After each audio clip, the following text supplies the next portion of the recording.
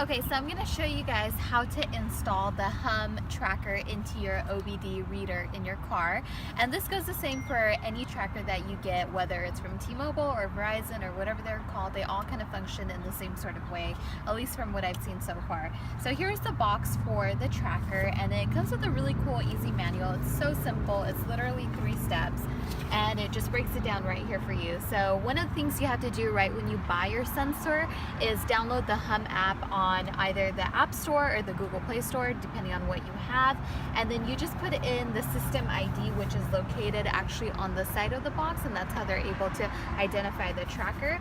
And then it shows you a quick diagram of how to actually put the hum device into your car. Now, most OBD sensors are located somewhere below the driver's side in this area right here, and I can just kind of feel that mine's is just right down here. So you just pop open your box, which looks like this, and then you just want to grab your OBD reader. So this is called the OBD reader, and this is called the OBD sensor. I always get that mixed up. So you just grab it, it looks like this, and you want to have the tag side facing up. You just kind of want to feel for the sensor, and it should just pop right in, and you'll hear that beep sound, and that's how you know that it's in. Now, your car does have to be totally off, and when you plug that in, and then you also have this piece that goes on your visor. And again, as I mentioned earlier, this is just for in-car support in the event that there is a vehicle accident or something goes terribly wrong.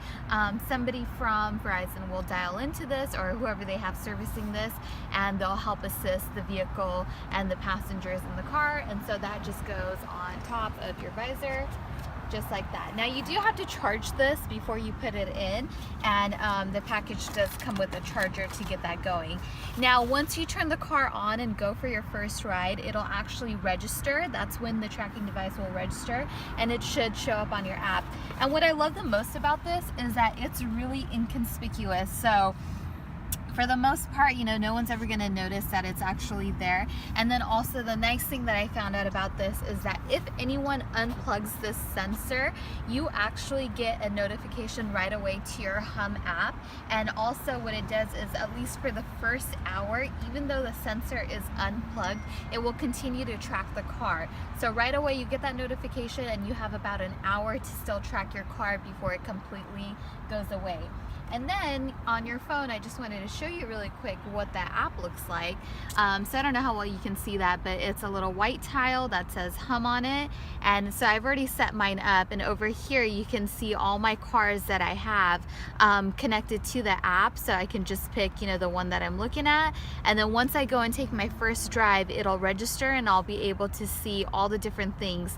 So I have options for auto health, vehicle location, driving history, safety score, total miles, total events, boundary and speed alerts, and no OBD reader detected at this time. So I'm just kind of reading off the screen, but once I take that first drive, we'll go ahead and see that. And then it'll also tell me the routes that have been taken. So I'm gonna go take my first drive so that this sensor can get activated, and then so I can see that pop up on my app, and then I'll show you guys what the app looks like once it's actually registered to the car.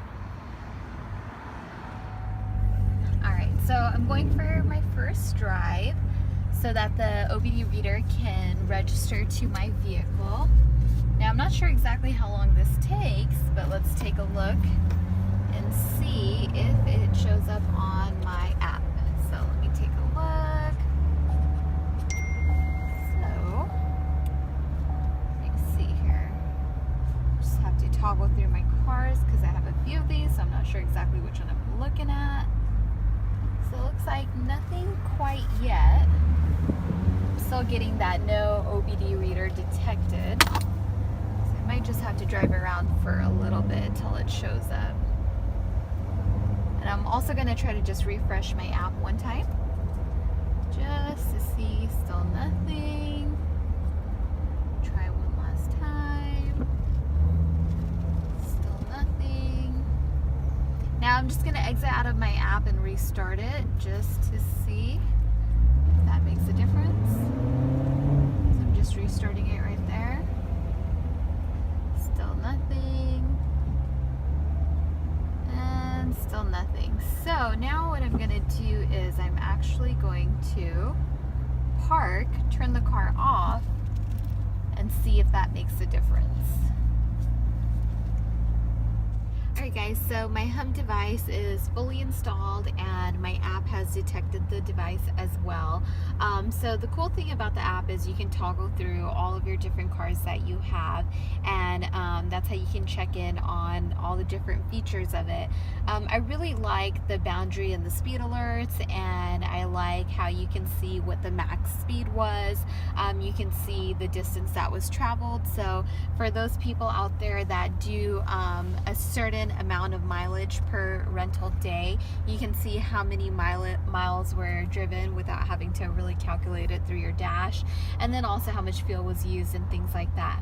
So once you install your hum device, hum does say that you probably want to drive around the car for about 15 minutes at max, and that will really allow the sensor to fully register with the app and with the tracking and being able to track your car. Because when I first plugged it in and I drove around for probably about 5 minutes, I was actually not able to track my car. So I went ahead, I gave them a call, and they let me know that you probably want to drive for about 15 minutes or so, and then you should be able to locate your vehicle by hitting locate vehicle on the app. So it's definitely such a cool device. It's a great feature to have for your Turo cars. I would highly recommend it. Another thing that I thought of what this is really great for is for those people that have 4x4 vehicles or vehicles that are off-road compatible, but you don't want your renters to go off-roading with your cars because if you're familiar, it does void your insurance policy. This is also a great way to know whether your vehicle has gone off-roading or not, just because it does tell you the route history that your vehicle has taken. So that's also a key feature to this as well that I thought would be really useful. I myself have a Jeep Wrangler 4x4 on Turo as part of my fleet, so it's kind of always nice to know that I can check in and see if my car was in fact taken off-roading or not, and especially if you have any damages or things like that, it really helps to know kind of what happened and to make your case with Turo as well and the renters. So yeah, definitely go get this device. It's so awesome. It's so easy to use. And one thing I wanted to notate, for me personally, this speaker portion of the hum device that comes with it, I think it's so ugly and I really don't want to put it in my car. But I did find out that you don't actually have to have this in your car for your tracking device to work. As long as the reader, the OBD reader, is plugged in, that's all you need to track it. But of course, this is just an added bonus for your renters, a great safety precaution to have. So, you know, for me, I think in my Corvettes, I'll probably hide it behind the screen because I just don't really like the way that it looks and I don't want to put it on the visor.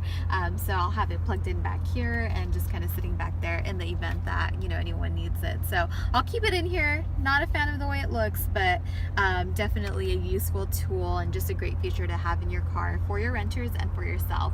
And that's about it. That's my video on installing the hum device or any OBD tracker in your car. Hope this helps.